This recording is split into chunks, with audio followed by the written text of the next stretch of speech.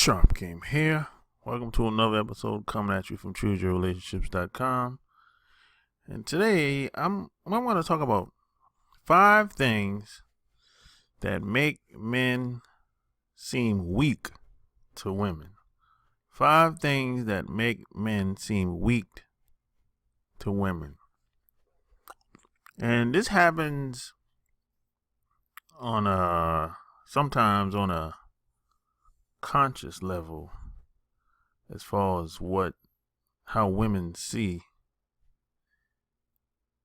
men being weak. And most women won't tell you that you're being weak or behaving in a way that doesn't give her the perception that you're that dude. And a lot of women don't even understand this. And even if they did, they would never come out and tell you. Because a lot of women assume that you should know that you're being weak as a man. And I made a lot of these mistakes in the past. And a lot of times women can sometimes manipulate you and take advantage of you in some cases, because a lot of guys, even me at one point, I was conditioned to believe these things because of the television and the media and the way I was raised. But the problem with that is, where I'm from and where I'm at now, and when I travel around the world, women aren't the same. So you can't treat everybody the same. So this is what I've started to learn, being that I traveled so much, that I was making simple mistakes. But the simple things for the most part, have the most impact. It's the little things. It's just like they say, the devil's in the details. So here we go. 5 things that make men seem weak. Number 1. Don't be too concerned about what women are doing. Now, I used to make this mistake because I kind of assume if I liked the girl that it would be a turn on for her if she knew I was concerned about how she felt or how she doing today. And sometimes I used to call all the time. I used to call like every day. I used to text like all during the day. You know what I'm saying? And you don't really want to do that. You want to kind of be standoffish. I mean, you really want a sense of balance, because if you're too concerned, that means to a woman that you don't really have a life. And that means that you're not going to be a challenge for her. Women like a challenge. And this is what women mean when they say you're being too nice. That means you're too concerned about what's going on with her. You're too involved in her drama, so to speak. So you want to kind of lay back, and your goal should be to seek balance. That's what I call the magic formula, balance. And I don't know if anyone ever gets an absolute balance, or I don't think it's ever going to be perfect. But you don't want to go overboard. You kind of want to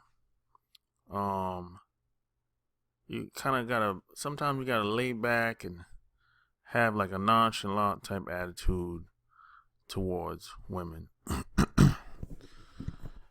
So you don't want to be too concerned about what's going on with her. Number two, petty arguments. You don't want to argue or get into little childish games. You want to stay. You don't argue with anybody. I don't argue with nobody. Period. Because I don't really have time. And a lot of times, a lot of women they like to vent, and they like to they'll go to work, or maybe they had a long day or something like that, and they probably come home or maybe see you at later on during that day. And then a lot of times they can kind of nitpick, but you don't want to get into that. I don't argue with anybody.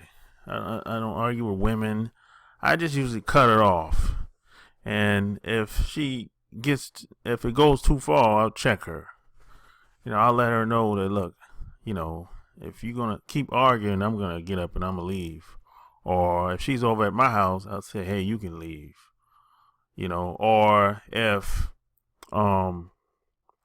we're out and about somewhere, I'll be like, hey, I'm out of here. You know what I'm saying? So you gotta don't argue with anybody. Hell with all that shit. Who has time for all that? I mean, because I'm just the type of person, I say what I gotta say and that's it. Period. End of story. And so don't get into arguments. And this leads me up to number 3. A lot of guys don't check a bitch. Sometimes you gotta have to check your woman. If she start saying some slick stuff from time to time, or maybe she might go hang out with her friends and get one of her friends might stroke her ego, or maybe her friends or family whisper in their ears, and maybe she might have the big head, and so sometimes you might have to check her. And you know what? A lot of times, the most attractive looking women, most guys, all they do is kiss their ass all day long. And a lot of the most attractive women, they go through their whole life damn near without anybody really checking them, and people kiss their ass a lot. So a lot of times, if you meet a very attractive woman, she'll be looking to get the same treatment from you. So you might have to tell her where to go. You might have to tell her where you stand and who you are. You might have to tell her, hey, I don't know what type of guy you were meeting, but I ain't that dude. You know what I'm saying? And if she's a real chick, she'll respect you, because a lot of times a lot of women be wanting somebody to check them, but they kind of get used to that, used to getting their way, and they kind of, a lot of these women will try to make you feel guilty, because sometimes they'll be expecting you to do some stuff that the other guys, the butt kissing dudes, have done, and when you don't do it, they'll try to they'll say something like, oh, I don't like no cheap man, and I don't, you ain't do this, and other guys do that. They'll start comparing you to other guys and all that shit. But shut that shit down. You know what I'm saying? I don't tolerate that shit. I have a zero tolerance. You know what I'm saying? So I don't really put up with a lot of the slick talk and the and the you acting like you tough girl and all that, and all the big talk. I don't tolerate that. So sometimes you might have to check a woman. And number 4, stop being too accommodating, and stop being available all the time. A lot of times, if you like a woman, most guys naturally like to be available because they probably like spending time around the woman. They want to get to know the woman, but the thing is, a lot women like the challenge. Women like to know that they're in competition with another woman. They like to know that you have a life that you have of a woman that you have as friends, and you can use this to your advantage because women like guys that's in demand. So most of the time, what I used to do at one point is I used to tell, if I meet a woman today, if I meet a woman the first day or the first week or whatever, I would tell her that I wasn't talking to anybody, that I wasn't talking to anybody at all, because I assumed that would turn her on. That would make her want to spend more time with me. But that usually doesn't work that well. It actually works in reverse. It's the opposite. And you would think, logically speaking, that if I'm available for just her and I'm not talking to any other woman, that it would be a turn on. But no, it's the exact opposite. Women like guys that's in demand because they like a challenge. So I used to kind of hide that I was talking to other women, even though it wasn't true. I just lied and told her that I didn't have any. I wasn't talking to anybody else, but in reality, I was. And the only reason I did it because I thought it would make me more attractive, but it did the opposite. So you gotta have your own life. You gotta really be trying to become a better version of yourself while meeting people all at the same time. So stop being too accommodating. And the 5th and final thing is trying to do too much too fast. And I see guys make this mistake, and I used to do the same thing. I used to do stuff like buy red roses on the first date, and a lot of guys do this, and a lot of women will make guys feel bad about this because a lot of women are full of shit, and a lot of them like so much attention, they want to be spoiled and all this nonsense. And it's kind of like when I remember one time I was in a club, and if you go to the club, sometimes they'll have these guys, or maybe women, that selling roses, like red roses. It's all kind of roses, but the red roses that's a no-no on the first date.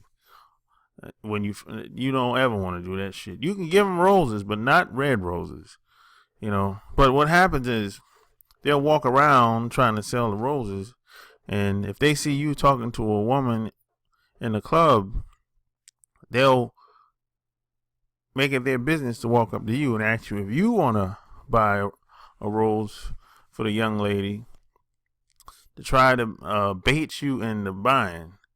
And if you don't buy, a lot of women will try to kind of manipulate you. And what I used to do is I used to say, hey, I used to tell the flower man or flower girl, hey, I just met her. I'm just trying to get to know her. And that gets you off. That'll get you off the hook every time, and it'll work every time. And the women that I was talking to, they kind of respect that because I told the truth. I just met them, and I was trying to get to know them. And hell, I might not like them like that. You know what I'm saying? But a lot of women will try to bait you and punk you and manipulate you into doing stuff that you don't want to do, because a lot of women are spoiled, and they'll say stuff like, "Oh, I don't like no cheap man," and all this and that or whatever. And a lot of women that say, another thing I learned, a lot of women that say that they like being spoiled, a lot of them have boyfriends, and what happens is they're looking for a sucker that'll do stuff for them, take them out, all the stuff that the boyfriend ain't doing, all the stuff that they want the boyfriend to do, but he won't do it. And so they want a sucker to take them out and to treat them and spoil them. And he ain't gonna smash, but the boyfriend's gonna smash. So the more you keep putting out, you be waiting around. I didn't let it go that far, but I've been around, spent time around women, and I've started doing too much too fast.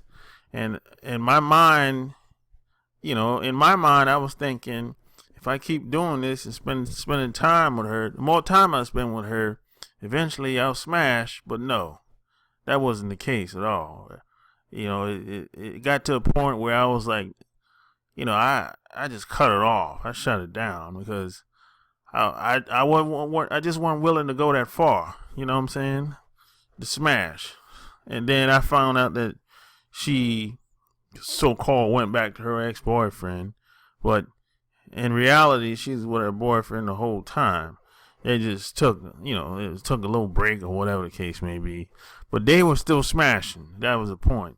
So I just basically got used. That happened to me twice.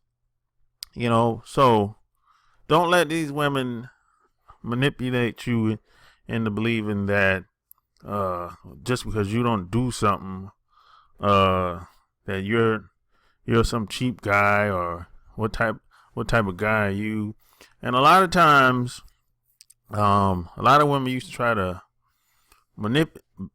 punk me into doing stuff that I didn't want to do, and deep down on a subconscious level, I kind of knew that it wasn't right, because I never done that before. It's like I never gave a woman money to get her hair done, or pay any mortgage or anything out, any big bills. I never really done any of that shit. But I've met women that